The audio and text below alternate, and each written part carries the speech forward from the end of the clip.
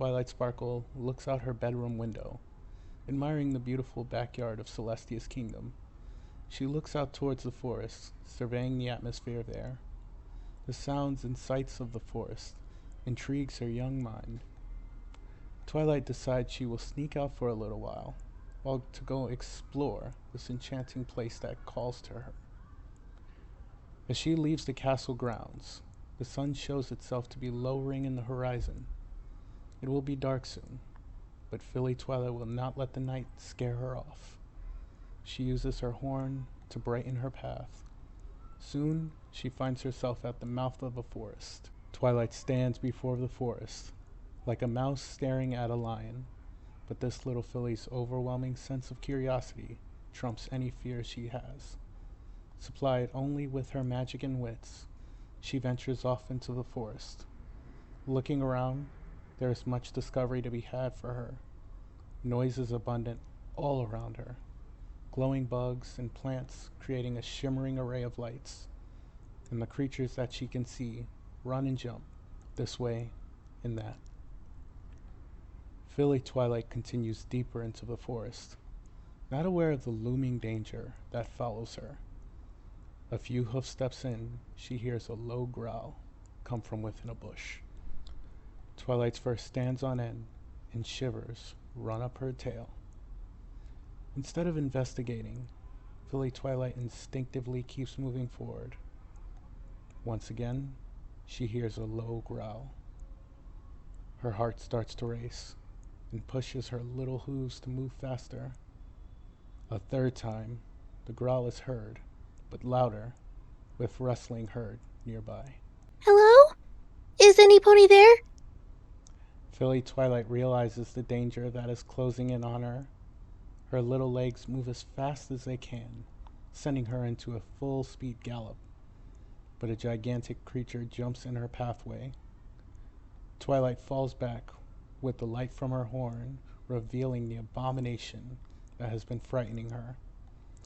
Twilight stares up in horror at a 15-hoof-tall, scaly, shelly, fang-bearing, pincer-snapping, 8-legged monstrosity.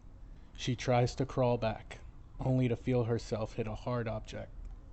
She tilts her head upwards to see another 15-hoof-tall, scaly, shelly, fang-bearing, pincer-snapping, 8-legged monstrosity behind her.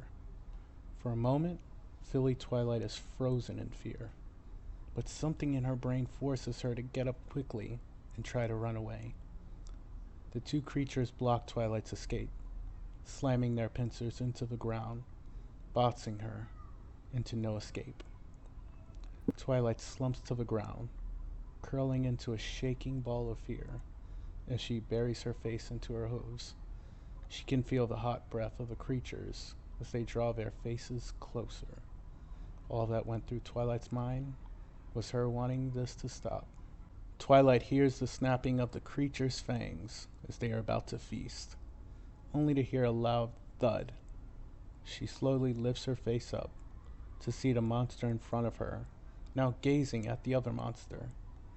Twilight arches her head back to see Princess Celestia standing on one of the creature's head, staring down the other with a fierce gaze. Twilight feels Celestia's hoof wrap around her body slowly as she is pulled away from the predator. Celestia quickly tries to teleport, but her spell is interrupted as the creature under her hooves grabs one of her hind legs. The other creature grabs one of Celestia's wings. They work in quick and fluid movements to bring the princess down and keep her pinned, subduing one of her wings and both her hind legs. Thinking quickly, Celestia wraps her hooves and one free wing around Filly Twilight to protect her. The creatures hold their tails up, dripping with poisonous venom. They both give off a loud, ghastly hiss. Then both relentlessly start jabbing their stinger tails into Celestia. She clings tighter to Twilight and closes her eyes, bracing the attacks from the monsters. Each attack from their stingers leaves a wound with poison being injected into her body. After a few seconds that feel like an eternity, the creatures poison Celestia with enough venom to take down a bear. Celestia feels her heart racing and body shaking. She fears for Twilight's more than her own, though.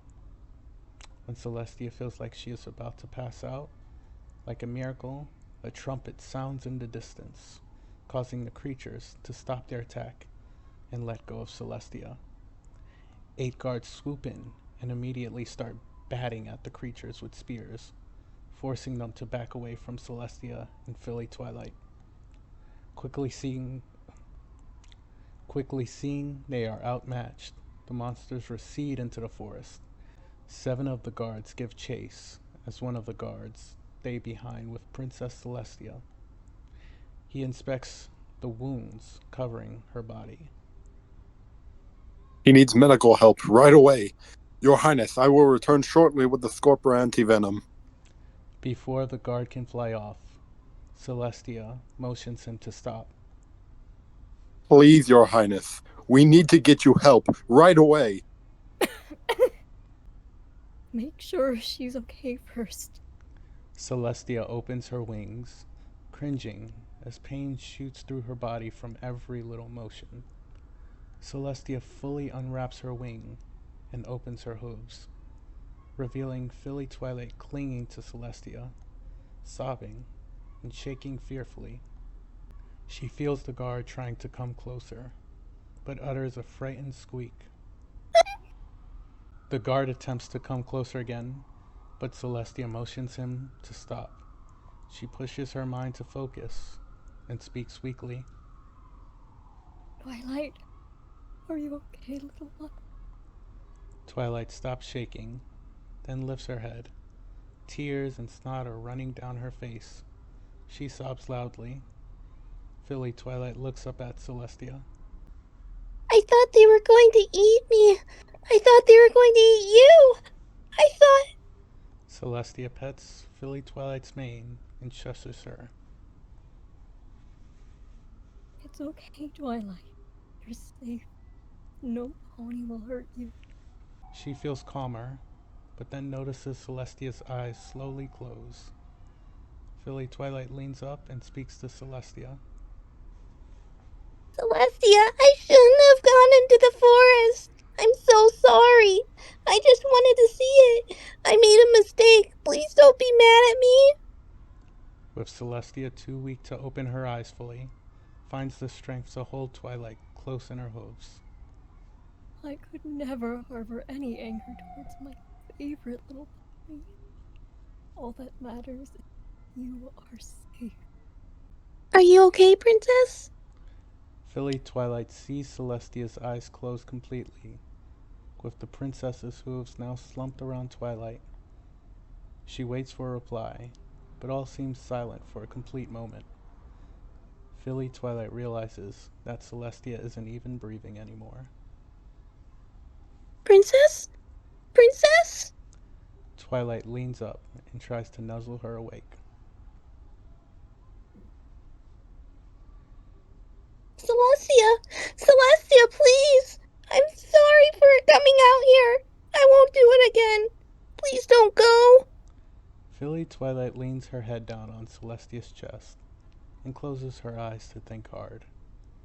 Her first time she was this close to Celestia was the day she would never forget. The day had been so tiresome that as Celestia sat on her throne finishing the day's reports with her scribes, Philly Twilight had managed to sneak into Celestia's tail as it floated.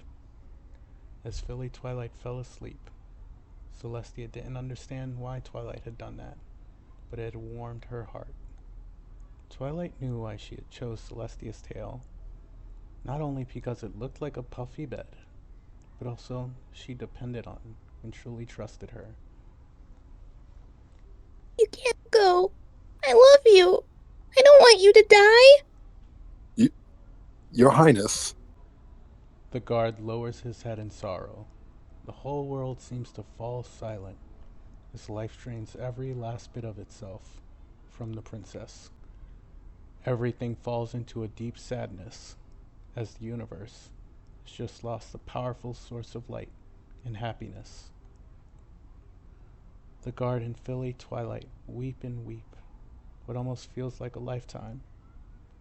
Philly Twilight's cries are the loudest and most heartbreaking. Her tears begin to drip onto Celestia's fur and run down her chest.